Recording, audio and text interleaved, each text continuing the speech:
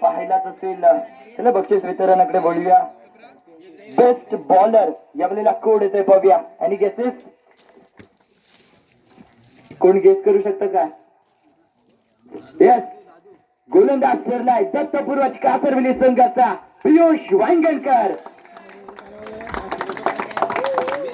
Best बॉलरचा किताब पियुष वांगणकरच्या खांद्यावरती झुकवला जातोय.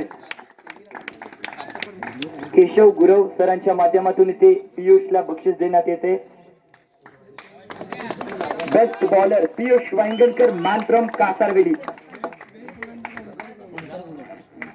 यानंतरचा best batter म्हणजे उत्कृष्ट फलंदाजाचा मानकरी ठरलाय रेवालीवाडी संघाचा अदू.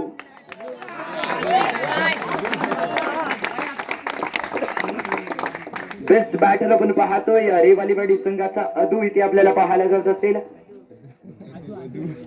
मी सुनील भाई सरांना विनंती करतो की आपण आपल्या तर्फे यावेळेला अदू याला बक्षीस वितरण करायचं असेल. त्यानंतर आपण पाहतोय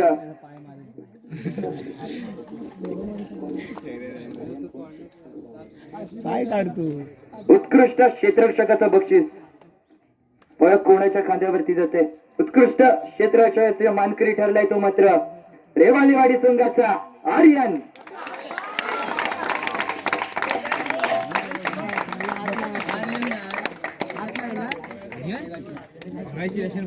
केशव गुरव सरांना विनंती असेल की आर्यनला पण इथे ट्रॉफी प्रदान पण करायचं असेल. त्यानंतर मालिकावीरचा थरार इथे बघायला भेटणार असेल.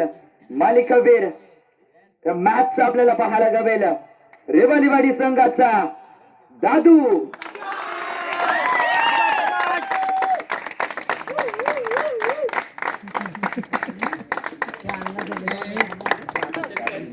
राजन गुरव सरांच्या माध्यमातून इथे ट्रॉफी दिली जाते ती मात्र दादू याला. लगेचच चला अंतिम विजेता उपविजेता बक्षीस वितरणाकडे बोलूया.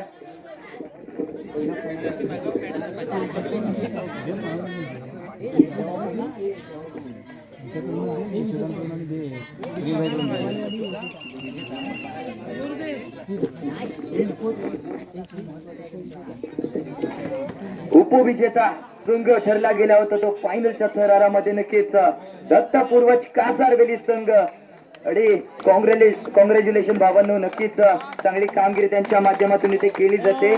दत्तपूर्वज कासारवेली संघ उपविजेता चषक. आणि मी राजन गुरव सरांना विनंती करतो की आपल्या हस्ते इथे उपविजेता चषक दत्तपूर्वज संघाला द्यायचा असेल. यस, त्यानंतर आपण पाहतोय ही चमचमती ट्रॉफी ग्रँड फिनाले मधली विजेता चषक तो जातोय तो मात्र रेवालीवाडी संघ.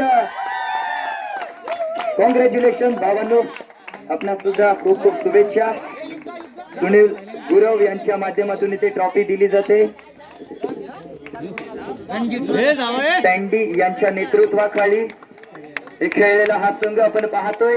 नक्कीच रेवाडीवाले संघ कॉंग्रॅच्युलेशन, खूप खूप धन्यवाद, तसेच खूप खूप आभार मी सुद्धा मानतो या स्पर्धेच्या माध्यमातून मला इथे समालोचन करण्याची संधी दिल्याबद्दल.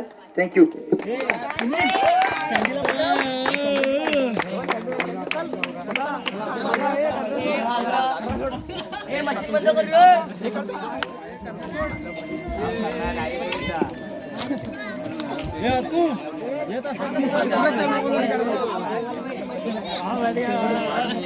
दादू चप्पल घे.